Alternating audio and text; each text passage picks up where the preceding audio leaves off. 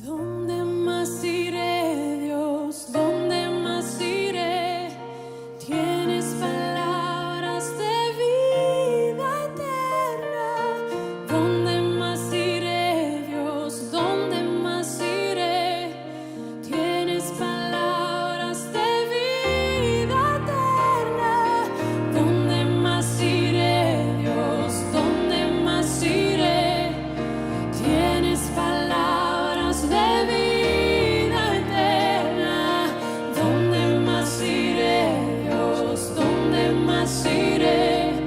Tienes palabras de vida eterna.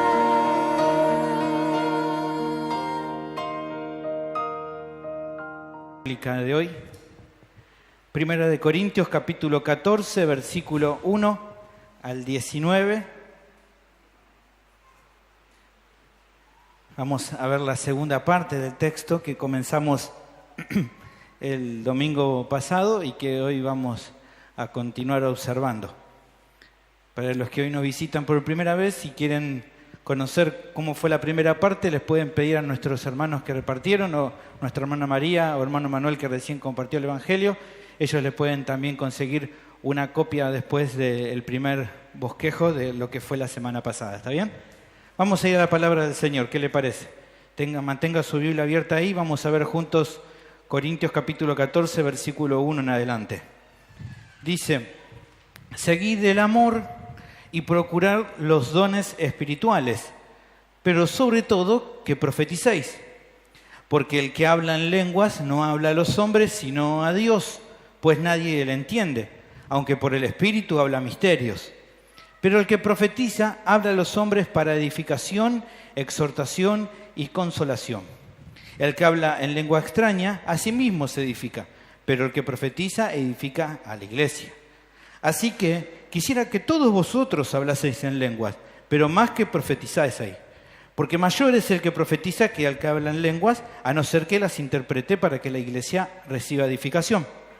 Ahora pues, hermanos, si yo voy a vosotros hablando en lenguas, ¿qué os aprovechará si no os hablare con revelación o con ciencia o con profecía o con doctrina? Ciertamente las cosas inanimadas que producen sonidos, como la flauta o la cítara, si no dieren distinción de voces, ¿cómo se sabrá lo que se toca con la flauta o con la cítara? Y si la trompeta diere sonido incierto, ¿quién se va a preparar para la batalla? Así también vosotros, si por la lengua no diereis palabra bien comprensible, ¿cómo se entenderá lo que decís? Porque hablaréis al aire. Tantas clases de idiomas hay, seguramente, en el mundo, y ninguno de ellos carece de significado. Pero si yo ignoro el valor de las palabras, seré como extranjero para el que habla, y el que habla será como extranjero para mí. Así también vosotros, pues que anheláis dones espirituales, procurad abundar en ellos para edificación de la iglesia. Por lo cual, el que habla en lengua extraña, pida en oración poder interpretarla. Porque si yo oro en lengua desconocida, mi espíritu ora, pero mi entendimiento queda sin fruto. ¿Qué pues? Oraré con el espíritu, pero oraré también con el entendimiento. Cantaré con el espíritu, pero cantaré también con el entendimiento.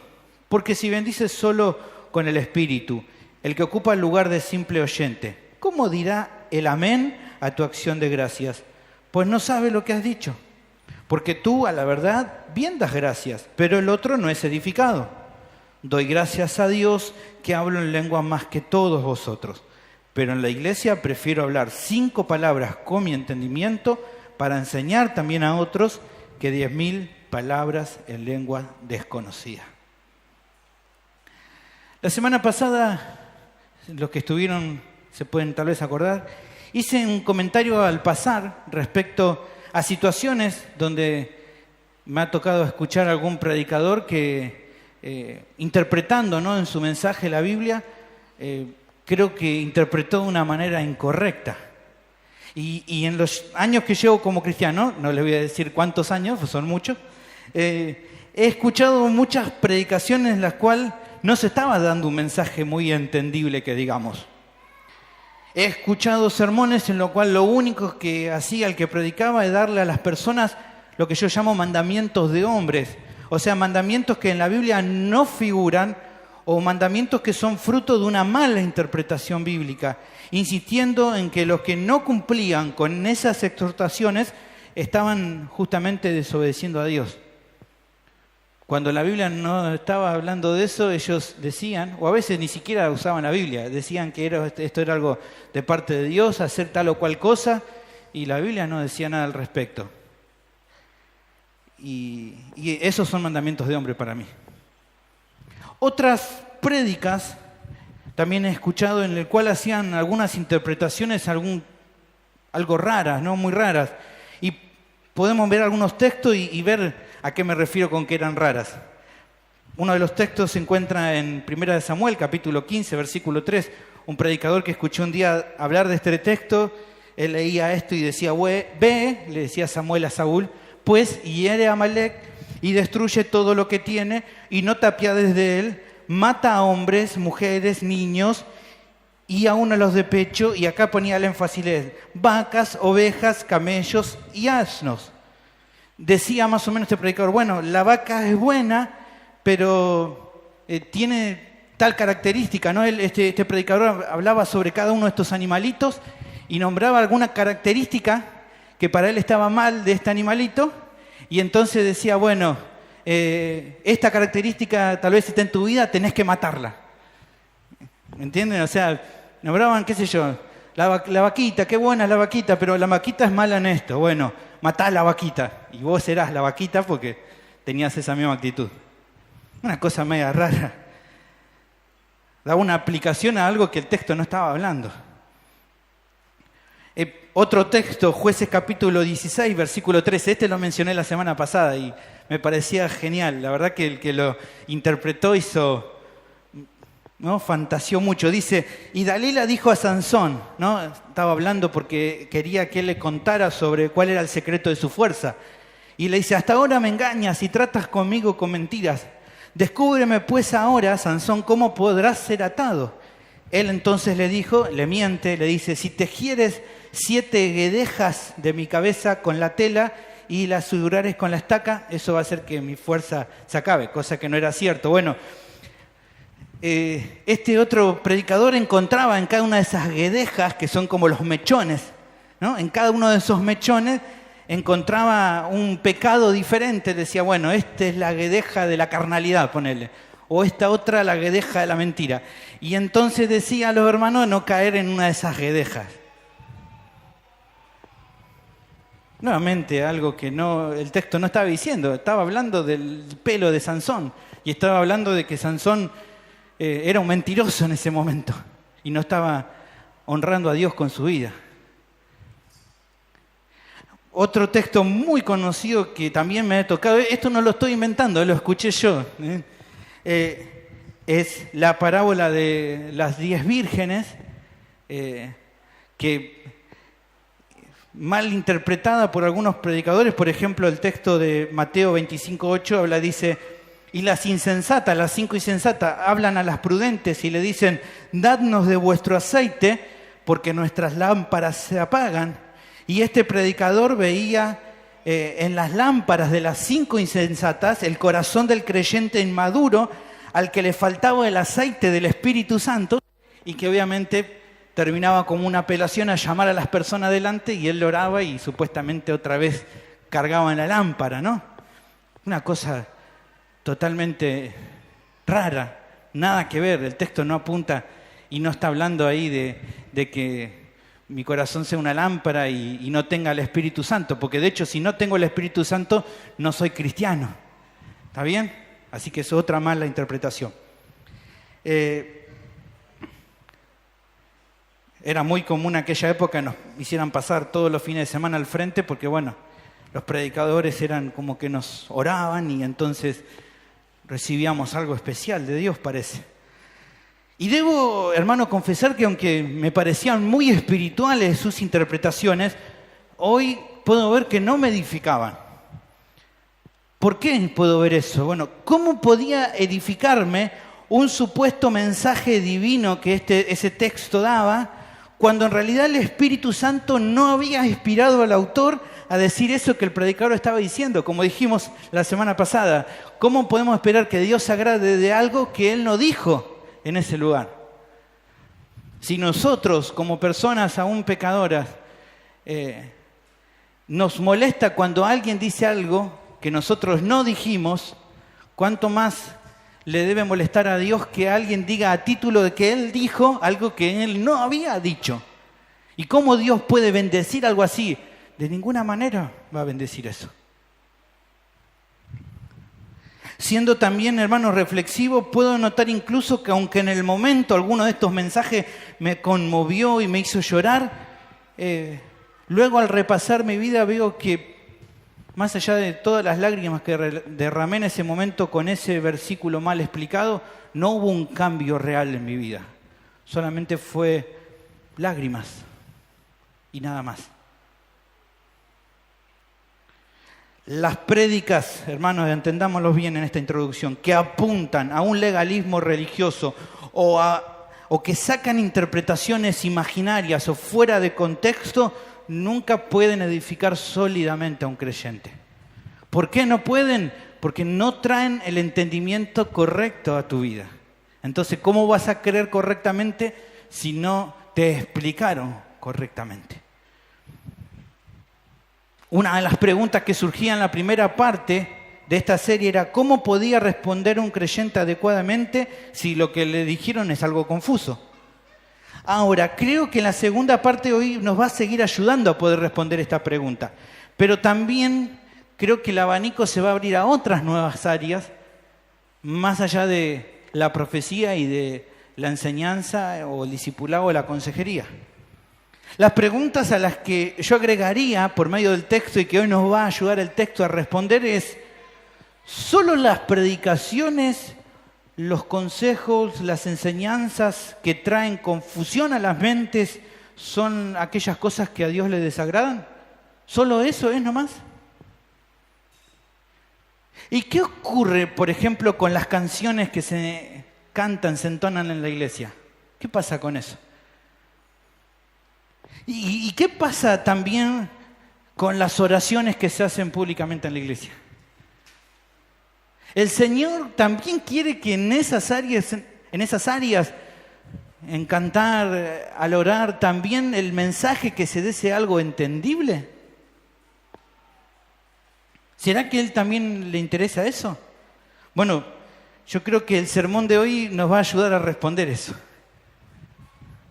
Y nos va a llevar a considerar todos estos aspectos diferentes que surgen cuando servimos en la iglesia local. El tema entonces hoy del sermón sigue siendo el mismo que el del domingo anterior. Dijimos que el tema era que los creyentes deben priorizar la edificación de toda la iglesia local por medio de sus dones. Repito, los creyentes deben priorizar la edificación de toda la iglesia local por medio de sus dones. ¿Y cómo lo pueden hacer? Bueno, en nuestro texto dijimos que nos da 4 verdades que nos ayudan a lograrlo, de los cuales vimos la semana pasada 2 y hoy vamos a ver los 2 últimos. ¿Venimos bien hasta acá? ¿Se va entendiendo? Bien. La tercera de las verdades de nuestro texto, que sería la primera de hoy, es que los creyentes edifican a la iglesia cuando someten sus dones a la voluntad de Dios. Versículos 13 al 17, los repetimos, lea conmigo, dice: por lo cual el que habla en lengua extraña, pida en oración poder interpretarla. Porque si yo oro en lengua desconocida, mi espíritu ora, pero mi entendimiento queda sin fruto. ¿Qué pues? Oraré con el espíritu, pero oraré también con el entendimiento. Cantaré con el espíritu, pero cantaré también con el entendimiento.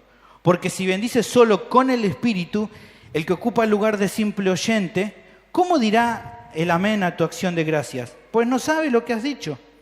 Porque tú a la verdad bien das gracia, pero el otro no es edificado.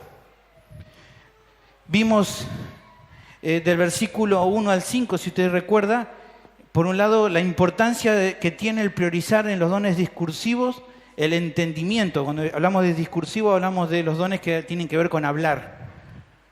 En esa Calcedona la importancia de priorizar los que dan entendimiento.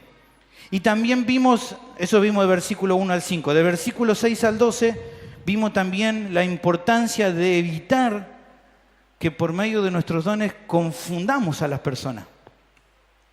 Esas son las dos primeras verdades que vimos la semana pasada, de versículos 1 al 5, versículos 6 al 12. Ya entrando en nuestro texto de hoy, versículo 13, el texto va a proseguir dándonos enseñanza que justamente, como todo este texto, promueve y lleva a edificar a la iglesia. ¿Qué dice nuestro texto? Versículo 13. Por lo cual, el que habla en lengua extraña, pida en oración poder interpretarla. La duda que se nos puede presentar ante este pedido que aquí nos da el texto es: ¿y qué tiene que ver la oración en todo esto? Porque si viene hablando sobre la edificación y sobre priorizar y sobre evitar algunas cosas y priorizar otras, ¿qué tiene que ver esto con la oración? Y creo que lo que dice esto, que dice aquí el texto, debe observarse, debe pensarse a la luz de comprender las complicaciones que muchas veces surgen en nuestros corazones, de los cuales tenemos que hacernos cargo porque muchas veces creo que nos ocurre. ¿Cuáles son esas complicaciones que a veces surgen en nuestro corazón? Que aun cuando vamos muchas veces teniendo el conocimiento suficiente para saber cómo tenemos que actuar, muchas veces en la práctica no actuamos de acuerdo a lo que aprendimos. Tenemos el conocimiento, sabemos que Dios quiere que actuemos de esa manera, pero después cuando tenemos que hacerlo, muchas veces no lo hacemos. Y como muchas veces nos pasa esto, y como muchas veces me pasa a mí esto, y como seguramente a algunos le pase de los que están aquí, es que aquí nos encontramos con la necesidad de la ayuda y el poder que la oración nos da. Aquí es donde encontramos la necesidad de lo que aquí el texto exprese. Oren a Dios pidiéndole. Oren al Señor pidiendo que sus dones, que los dones que usen sean con entendimiento. Oren para edificar a los demás. ¿Por qué es tan importante la oración? Bueno, un pastor define de esta manera. Él define que la oración no es un intento de hacer que Dios esté de acuerdo con vos o de que provea para tus deseos egoístas, sino que la oración es una afirmación de su soberanía, de su justicia y de su majestad. Y también dice que la oración es un ejercicio de conformar tus deseos y propósitos a su voluntad y su gloria. O sea que lo que está diciendo es que por medio de la oración nos humillamos para rogar al Señor, ¿qué cosa? Que no se haga nuestra voluntad, sino que se haga su voluntad. En todo, y en esto también claramente. Otro pastor también dice algo así: en la oración admitimos nuestra pobreza y la prosperidad de Dios. Admitimos nuestra bancarrota y su liberalidad. Admitimos nuestra miseria y su misericordia. O sea que por medio de la oración le pedimos a Dios que, de acuerdo a ver lo duro, lo testarudos que a veces somos, los necios que a veces somos en no hacer su voluntad, que al ver esto podamos decir por medio de la oración: Señor, que nosotros menguemos, pero que Cristo crezca. Eso es también lo que hacemos en la oración. La oración sincera, hermanos, afirma en nuestro corazón los deseos genuinos por cumplir la voluntad de Dios. Por medio de la oración buscamos que esos deseos que tenemos de hacer lo que ahora entendemos se afirme en nuestro corazón para poder lograrlo. Eso es lo que hacemos también en la oración. Salmos capítulo 51, versículo 10, habla al respecto el salmista y dice: crea en mí, oh Dios, un corazón limpio y renueva un espíritu recto dentro de mí. Salmos capítulo 86, versículo 11, dice el salmista también: enséñame, oh Jehová, tu camino, caminaré yo en tu verdad, dame entendimiento para comprender. Pero también que dice: afirma mi corazón para que tema tu nombre. No solo mostrame el camino, sino ayúdame a caminar en él.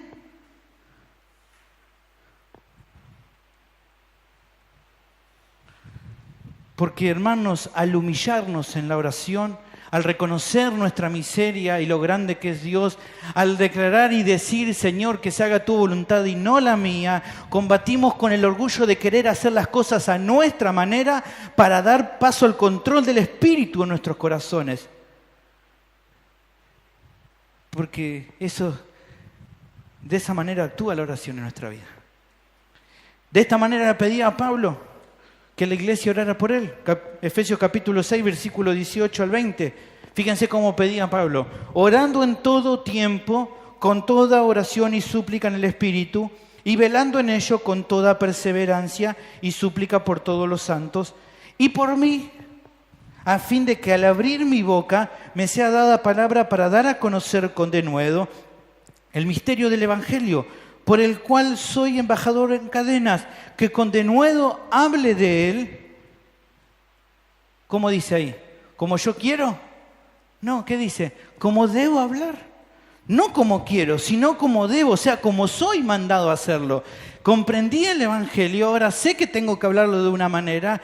Ayuden en oración, oren por mí para que lo haga de esa manera. No como yo quiero, sino como Dios quiere. Todo esto expresado, hermanos, sirve para ver la relación entre el conocimiento y la oración. No puedo depender de uno sin el otro, hermano. Un creyente con mucho conocimiento y poca oración es arrastrado muchas veces por el orgullo y la arrogancia. Pero también un creyente con poco conocimiento y mucha oración es alguien que es arrastrado fácilmente un montón de veces por falsas enseñanzas y por sus emociones. Ambas cosas tienen que ser evitadas. Necesito ambas cosas, hermanos. Esto es lo que el texto nos está hablando. Mi pregunta es: ¿y cómo es en tu vida? ¿Hay ambas cosas? ¿Abundan ambas cosas? ¿Sos una persona que está cada día conociendo más la palabra de Dios? ¿Estás cada día entendiendo más su voluntad? Sí, qué bueno. ¿Estás tomando tiempo en oración? Ahí no sé. Oh, yo oro un montón, hermano. Qué bueno. ¿Y estás buscando conocer más al Señor? Ahí ya no tanto. Las dos cosas, hermano, tienen que estar.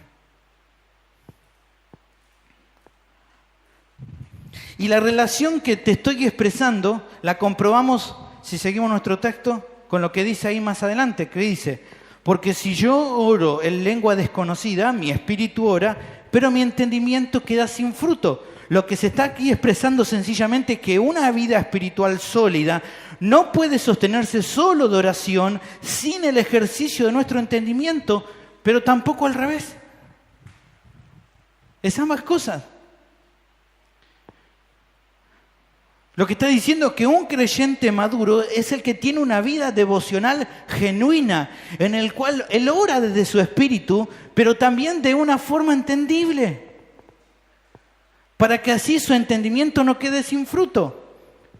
Por eso un creyente maduro no tiene oraciones vacías ni mecánicas, ni tampoco tiene oraciones confusas, sino que, por así decirlo, él tiene oraciones espirituales entendibles. Ora desde el espíritu, pero con entendimiento, porque de esa manera se edifica.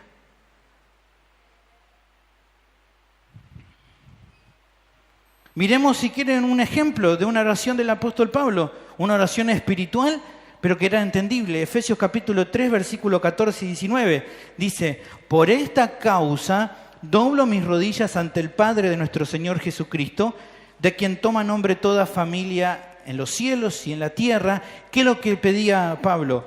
Para que os dé, conforme a la riqueza de su gloria, el ser fortalecidos con poder en el hombre interior por su espíritu, para que habite Cristo por la fe en vuestros corazones, a fin de que, arraigados y cimentados en amor, sean plenamente capaces de comprender con todos los santos cuál sea la anchura, la longitud, la profundidad y la altura, y de conocer el amor de Cristo que excede a todo conocimiento, para que puedan ser llenos de toda la plenitud de Dios. ¿Quién, hermanos, podría decir que esta oración no era espiritual? ¿Quién podría decir algo? ¿Quién podría acusar al apóstol de que esto no fuera espiritual? Pero ¿quién podría también decir que no era entendible? Claramente era una oración espiritual, pero claramente era una oración que se entendía. Nuevamente, hermanos, creo que en tiempos donde en muchas iglesias se trata de separar a la mente de la fe, es también donde muchas veces tristemente se trata de separar a la mente de lo espiritual. Basados, por ejemplo, en textos malinterpretados, como la letra mata, pero el espíritu edifica, te dicen, por ejemplo, animan a las personas a ver el conocimiento o el entendimiento como cosas que no colaboran con la vida espiritual, sino que te dicen que por el contrario la frenan. Cuando alguien en este tipo de lugares se propone estudiar la Biblia, le dicen, no, mirá, mucho estudio apaga el espíritu. No, mirá, las muchas letras te van a volver loco y cosas así, medio raras. Pero hermanos, nada está más lejos de esto. La Biblia enseña todo lo contrario. Un creyente que no crece en conocimiento no puede crecer espiritualmente. Mirá lo que dice Colosenses capítulo 1, versículos 9 y 10. Por lo cual, también nosotros desde el día que lo oímos, no cesamos de orar por vosotros y de pedir que sean llenos, ¿de qué cosa? Del conocimiento de su voluntad. ¿En qué? En toda sabiduría e inteligencia espiritual. ¿Ven que no están separados? ¿Con qué propósito? Para que andéis como es digno del Señor, agradándole en todo, llevando fruto en toda buena obra y creciendo en el conocimiento de Dios. ¿Ven que el apóstol no desconecta la mente de lo espiritual? Toda sabiduría e inteligencia espiritual. Eso es algo precioso.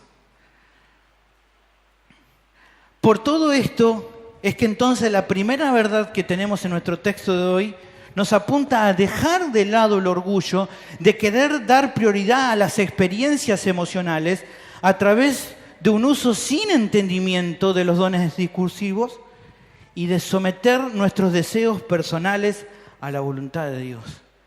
Dejar de querer usar los dones del habla como vos querés y usarlo de la manera que Dios quiere. ¿Y cómo quiere Dios que lo uses? Con entendimiento, que los demás lo puedan entender. Su voluntad es clara. Él quiere que tus dones sean ejercidos de una manera que le dé entendimiento a los demás y de esa forma los edifique espiritualmente. De manera que la pregunta, de acuerdo a esta verdad que surge naturalmente, es la misma que aparece en nuestro texto. ¿Qué dice en el versículo 15? Una pregunta. ¿Qué pues? O como dice otra versión, ¿qué debo hacer entonces a partir de esta verdad? Eso dice otra versión. ¿Qué debo hacer entonces? Bueno, habiendo recibido el pedido de la palabra de no separar el entendimiento de lo espiritual, ¿cómo tenemos que actuar a la hora de usar nuestros dones con los demás? Ya sabemos, por lo que hasta ahora vimos, de la prioridad del don de profecía por sobre el don de lenguas sin interpretación. Pero ahora podemos ver el mismo principio en otras maneras de hablar. ¿Qué es lo que dice nuestro texto? ¿Qué pues? ¿O qué debo hacer entonces? Bueno, ahí dice lo que debo hacer entonces. Oraré con el espíritu, pero oraré también con el entendimiento. Cantaré con el espíritu, pero cantaré también con el entendimiento. Tus oraciones tienen que ser hechas con entendimiento y que no confundan a los demás. Las canciones que cantamos, hermanos, que usamos, el cual utilizamos en la iglesia, deben procurar desarrollar un conocimiento correcto y evitar confundir a los demás. Y bueno, ¿cómo podemos cumplir? ¿Cómo sabemos si lo que cantamos está de acuerdo a la voluntad de Dios y edifica? ¿Cómo sabemos si lo que oramos está de acuerdo a la voluntad de Dios y edifica? Bueno, haciendo lo mismo que hicimos con la palabra. ¿Qué hacemos? Sujetando eso al conocimiento que tenemos por medio de la palabra profética más segura, por medio de la Biblia. Esa es nuestra referencia, la regla más alta a la cual todo lo que hacemos tiene que sujetarse.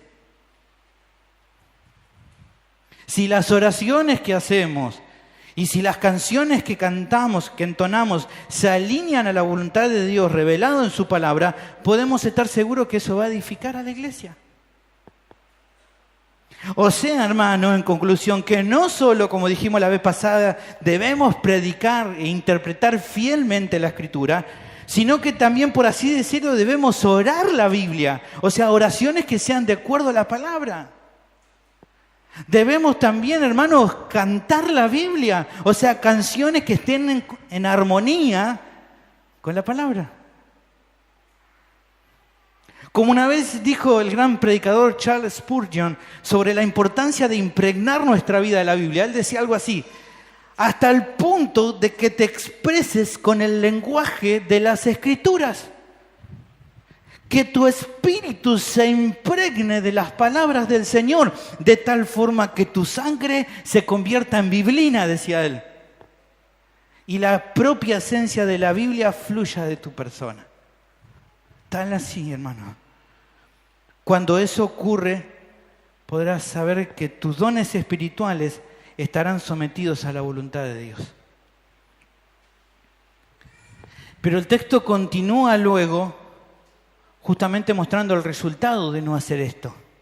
¿Qué ocurre si no tenemos en cuenta este pedido? Bueno, lo que ocurre es lo que dice a continuación, versículo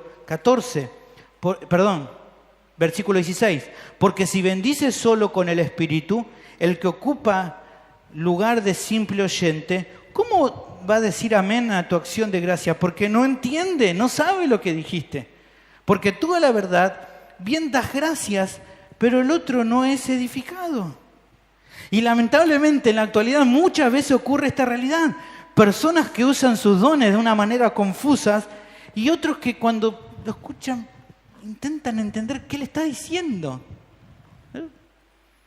Los que tienen WhatsApp saben una carita, ¿no? Que se pone así, no entiende nada. Hay personas que están así, que no entiende lo que le están enseñando, que no entiende lo que la gente quiso, la persona que escuchó orar, no entiende lo que quiso orar, que quiso pedir, o que están queriendo entender qué quería decir con esa canción.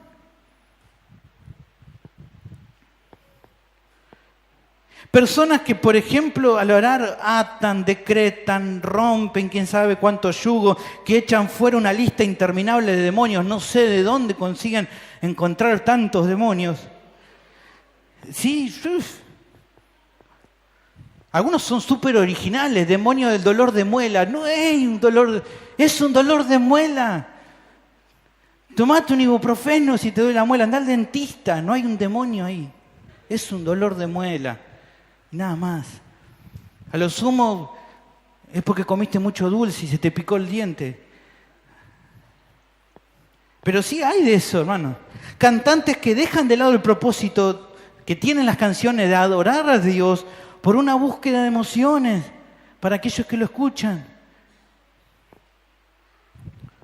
1 minuto de canción y después empiezan a hablar y qué sé yo, y hasta que no ven que se conmueve y todo empiezan a llorar, ¿no? Como si la alabanza, como si las canciones tuvieran el propósito de hacernos sentir bien a nosotros. Si no es una alabanza para nosotros, es para Dios. Al que buscamos hacer sentir bien es a Él, en todo caso, con las canciones. No a nosotros mismos. Y la gente se confunde muchas veces y no entiende nada. Pero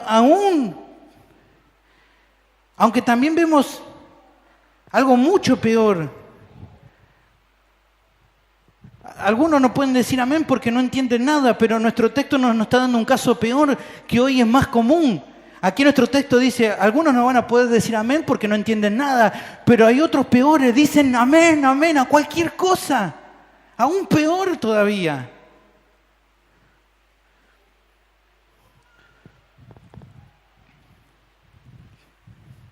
El resultado, hermanos, siempre mismo.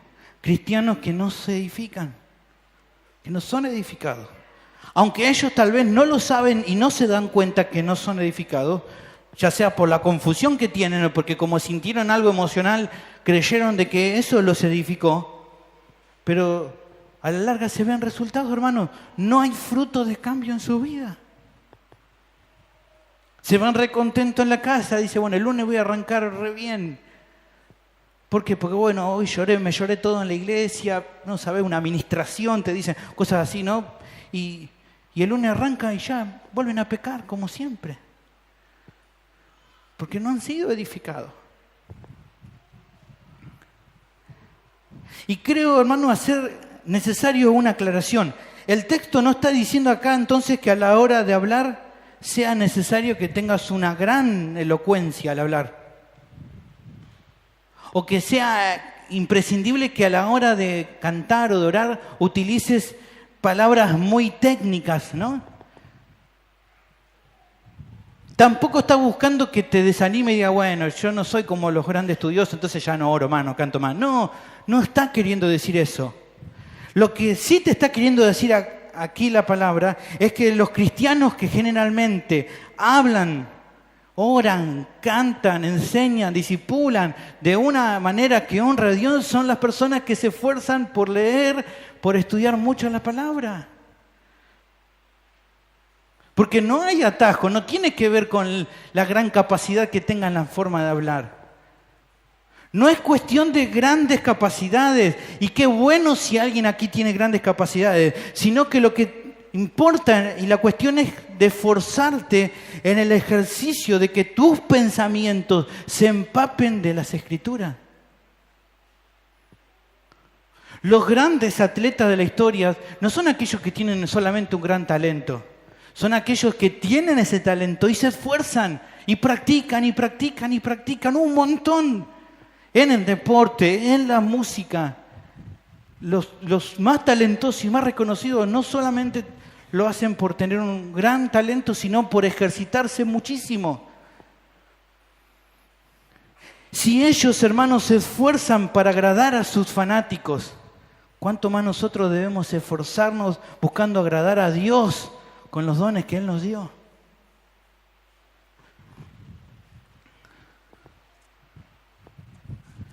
Creo, hermano, que ante esta verdad es bueno ver el ejemplo que el Señor nos dejó.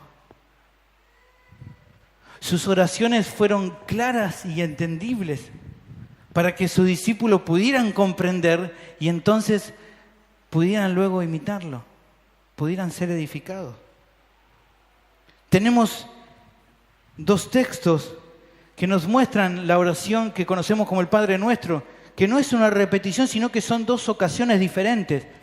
En una se encontraba el Señor dando el Sermón del Monte y casi al final en Mateo capítulo 6, versículo 7 al 13 dice: y orando, no usen vanas repeticiones como los gentiles que piensan que por su palabrería serán oídos. Era común en aquella época, los paganos oraban y repetían un montón de veces una palabra porque así pensaban de que esa repetición tenía un poder para que los dioses actuaran.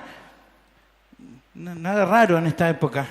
Mucho repite algo como si eso cambiara. No es eso, dice él. No os hagáis pues semejante a ellos, porque vuestro Padre sabe de qué cosas tenéis necesidad antes que vosotros las pidáis. Vosotros pues oraréis así: Padre nuestro que estás en los cielos, santificado sea tu nombre, venga tu reino, hágase tu voluntad como en el cielo, así también en la tierra. El pan nuestro de cada día, dánoslo hoy, y perdónanos nuestras deudas, como también nosotros perdonamos a nuestros deudores. Y no nos metas en tentación, mas líbranos del mal, porque tuyo es el reino y el poder y la gloria por todos los siglos. Amén.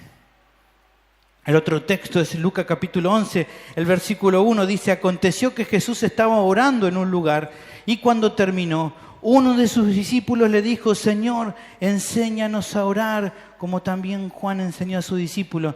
Estos hombres, los dos, se veían que para Jesús era muy importante la oración. Veían cómo él oraba. Y entonces le dijeron: enséñanos. Y es que les vuelve a dar el Padre Nuestro, nuevamente, para que ellos puedan entender. No como una oración para después siempre repetir, sino para tener entendimiento de cómo tenían que orar.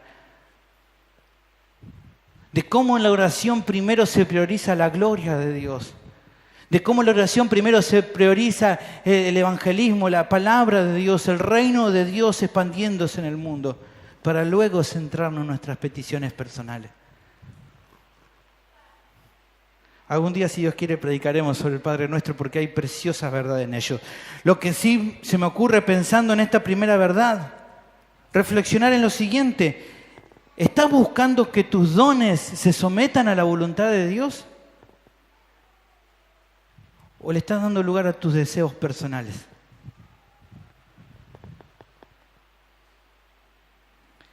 ¿Notás que en tu vida hace algo importante, tanto el conocimiento, el comprender cada día más de su palabra, como la oración?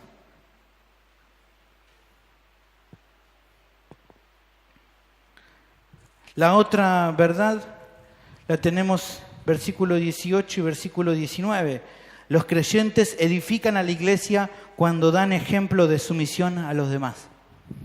Dice, doy gracias a Dios que hablo en lengua más que todos vosotros, pero en la iglesia prefiero hablar 5 palabras con mi entendimiento para enseñar también a otros que 10.000 palabras en lengua desconocida.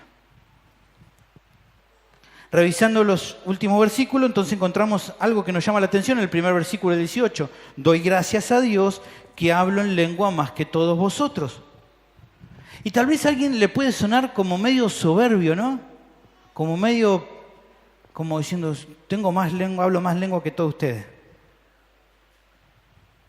Pero, hermano, nada más alejado de la realidad. Claramente que no está siendo soberbio aquí el apóstol. Más adelante encontramos un pasaje en que se nos muestra cuál es la actitud de Pablo, a cómo se ve a él mismo. Primera de Corintios capítulo 15, versículo 9, vamos a verlo dentro de poco, muestra cómo es la actitud de él, cómo se ve a él mismo. Y eso nos va a mostrar que él no era para nada soberbio. ¿Qué dice? Porque yo, dice Pablo, soy el más pequeño de los apóstoles, que no soy digno de ser llamado apóstol, porque perseguía a la iglesia de Dios. Pero por la gracia de Dios soy lo que soy. Y su gracia no ha sido en vano para conmigo. Antes he trabajado más que todos ellos, pero no yo, sino la gracia de Dios conmigo. Este hombre no era para nada soberbio. Para nada. De ninguna manera él se estaba jactando por tener mayor cantidad de lenguajes para hablar en otros idiomas. ¿Qué es lo que está queriendo decir aquí entonces la palabra? ¿Qué está queriendo decir aquí Pablo entonces si no se está queriendo jactar? Bueno, lo mismo que ha dicho un par de versículos antes que vimos la semana pasada, que de ninguna manera él tiene problemas con los dones de hablar en lenguas porque son otorgados por el Espíritu. Él está diciendo, doy gracias a Dios que hablo en lengua, porque en realidad doy gracias a Dios por todos los dones. Y doy gracias porque Dios me dio estos dones a mí. Porque Él ha sido bueno. Fíjense que Él no tiene problema con los dones porque versículo 5 dice, si tenés abierto ahí, fíjate que dice, así que quisiera que todos vosotros hablasen en lengua. Él no tiene problema y no está queriendo jactarse. Él quiere, si fuera por Él, decía que Dios le dé a todos ustedes don de lengua. Porque sé que cuando el Espíritu va a repartir, va a estar bien. Porque todo lo que hace Él es bueno. Por eso Él agradece por los dones que se le han concedido, porque en su gracia, por gracia de Dios, han sido un montón. Él reconoce eso.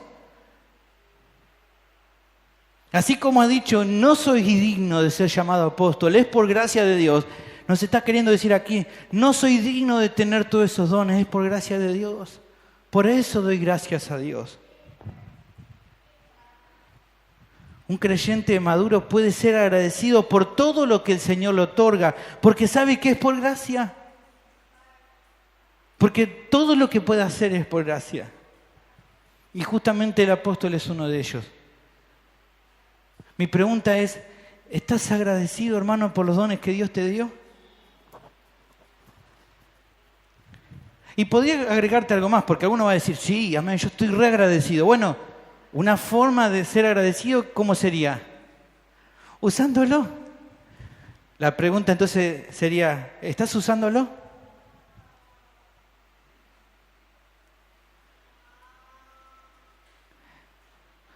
O parafraseando un famoso dicho, dime cuánto usas tus dones y te diré qué tan agradecido eres. Porque a veces decimos estar agradecido y ahí están. Ya voy a empezar a servir al Señor. Sí, ya voy a empezar. Pero hermano, Dios te dio un hermoso don para enseñar. Sí, ya sé, pero bueno, ya voy a empezar, ya. Un poquito más. Estoy esperando el año que viene va a empezar. Pero ya empezamos el año. No, 2019, ese va a ser mi año. Y personas están así, ¿no? Teniendo entonces esto en claro, hermano, el texto nos provee a continuación de la última verdad que nos ayuda a poder ver cómo tenemos que usar nuestro don de una manera que edifica a la iglesia. La última, la verdad, la encontramos en el versículo final de hoy. Pero en la iglesia prefiero hablar 5 palabras con mi entendimiento para enseñar también a otros que 10.000 palabras en lengua desconocida. Lo que se está explicando es algo que cada creyente siempre tiene que considerar.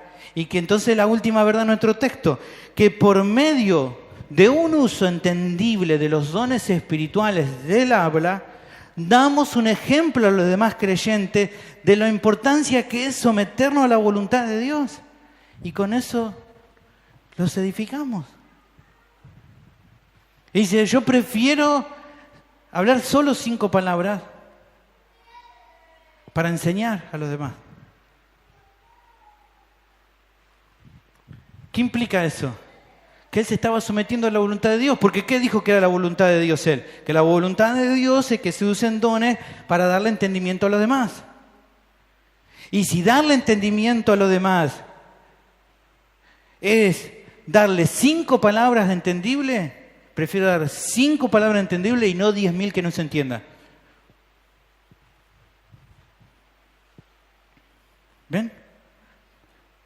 ¿Por qué? Porque ¿qué es lo que busco? Si yo hablo 10.000 palabras en lengua, me van a... ¡Qué monstruo que sos! No importa, yo no estoy buscando. Yo quiero mostrar y darle entendimiento a los demás porque quiero obedecer a Dios, quiero hacer su voluntad. Y cuando hacemos eso, hermanos, edificamos a los demás porque somos un ejemplo para los demás. Y no es algo extraño lo que el apóstol está marcando. Si nos acordamos, ya él en 1 Corintios, capítulo 11, versículo 21, él dijo, sean imitadores de mí, así como yo de Cristo. O sea que cuando muestro actitudes de sumisión a Dios, lo que estoy mostrando, ¿qué es? ¿A mí mismo? No, estoy mostrando a Cristo en mi vida. No está diciendo él, sean imitadores de mí porque yo sea alguien digno de imitar. Él está diciendo, sean imitadores de mí porque cuando yo me humillo y hago la voluntad de Dios, lo que estoy diciendo es imitar a mi Señor, el cual fue sumiso en todo al Padre. Y ahí sí puedes ser alguien digno de imitar. No porque estén viendo tus capacidades naturales o tus grandes logros, sino porque están viendo a Cristo a través de vos. A lo que apunta entonces esta verdad en particular no es tanto al uso de los dones, sino más bien al carácter y la actitud que tenés al usarlo. Un cristiano que no mira por sus propios deseos, sino que en humildad se somete a la voluntad de Dios, es realmente una herramienta poderosa en las manos del Señor. Tal vez para los corintios lo más importante era buscar muchos dones de lenguas para buscar impresionar a los demás. Y hoy también hay muchos tal vez que quieren buscar muchos dones para intentar impresionar a los demás. Pero en contraste a eso, lo que aquí nos está diciendo esta verdad es, no importa la cantidad de dones que tengas, sino cómo usas esos dones. No es la capacidad que tengas, sino qué es lo que te motiva a hacer lo que haces.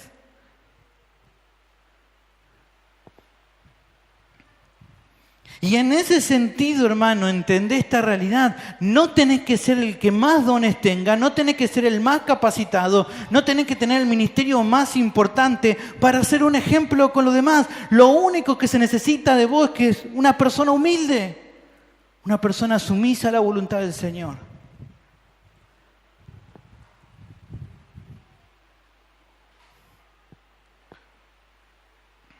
Porque esa clase de personas son las que afectan mucho más a los demás, son los que edifican mucho más a los demás.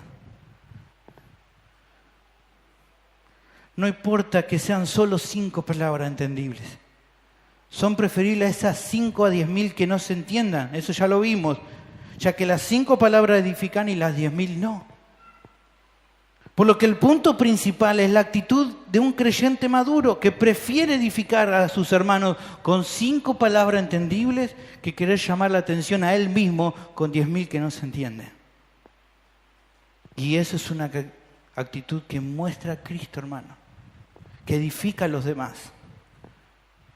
Si observamos, hermanos, al Señor, vemos que justamente sus enseñanzas no eran complicadas. Hasta un niño lo podía entender. De hecho, los que lo rechazaban no era porque no lo entendían, sino que entendían muy bien lo que el Señor les enseñaba. Solo que lo rechazaban porque no lo creían, no creían en Él. Pero no porque no entendieran. Ellos entendían bien. En más de una ocasión vemos que los fariseos entre ellos decían, bueno, ¿qué le vamos a decir ahora? Porque entendían lo que le estaba preguntando. Si le decimos esto, nos van a agarrar. Y si decimos esto otro, nos va a agarrar él. ¿Qué hacemos? Entendían lo que el Señor les decía, pero no creían en Él.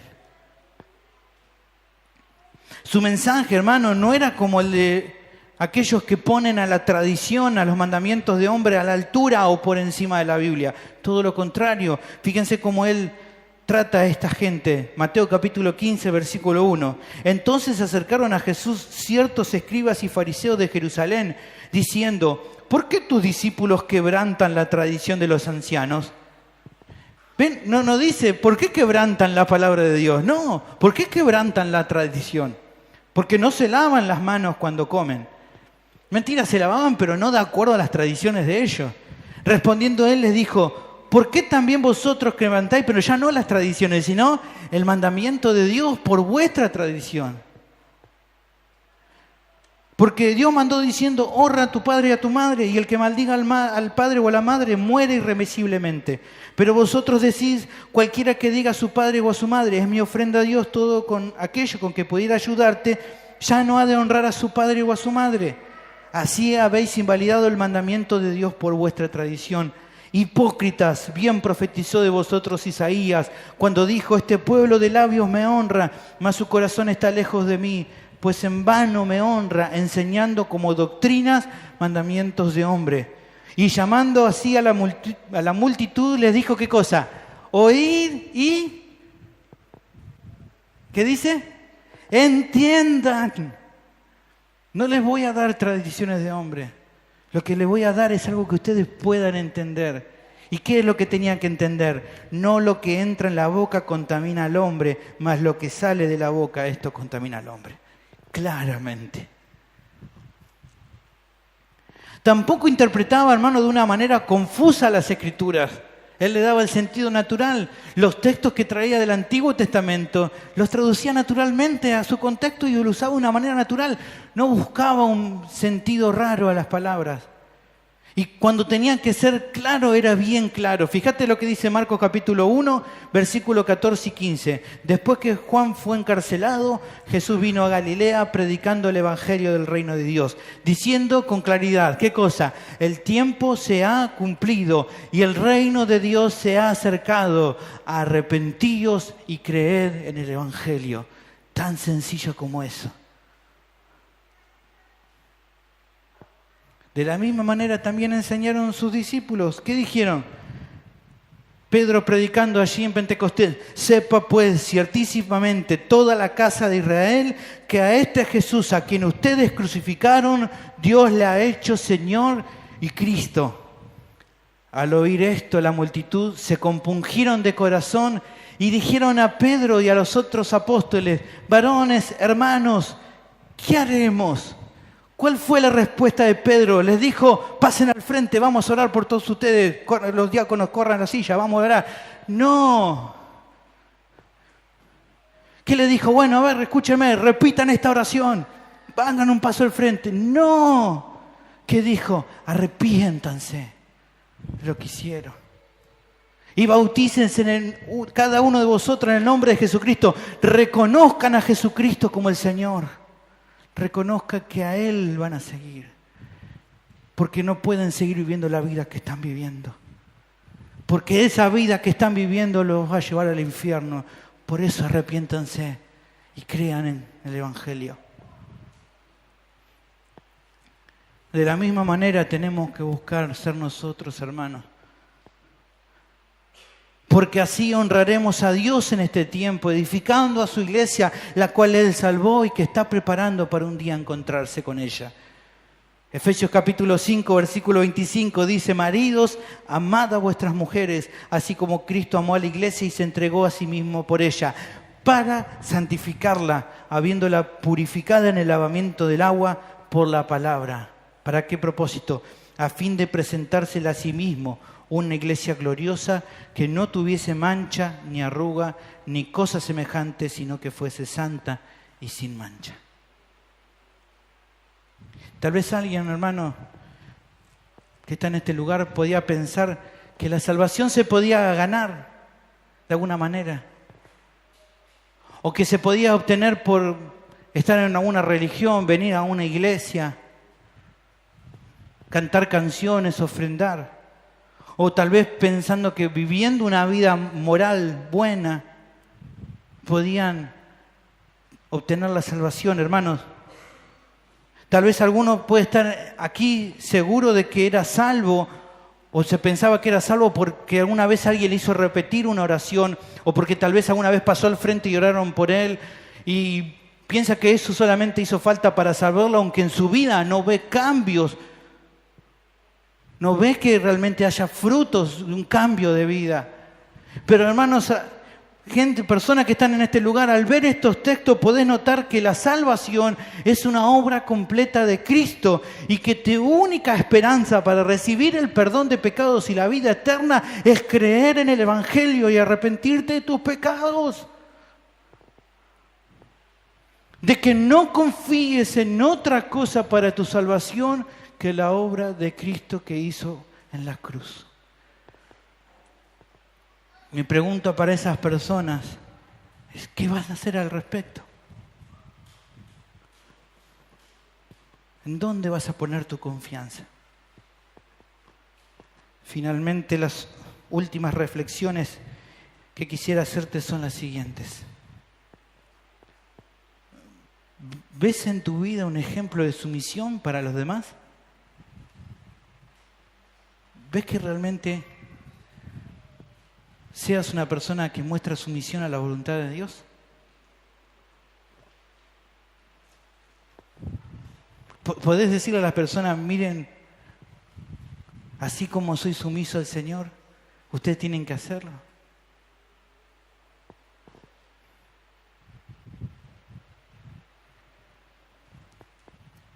¿Estás dejando de lado tus deseos de promocionarte, de intentar hacer lo que vos te agrada, sentirte bien vos, que las personas te reconozcan? ¿Estás queriendo dejar de lado eso para buscar dar tu vida por los demás, buscar edificar a los demás? Vamos a orar.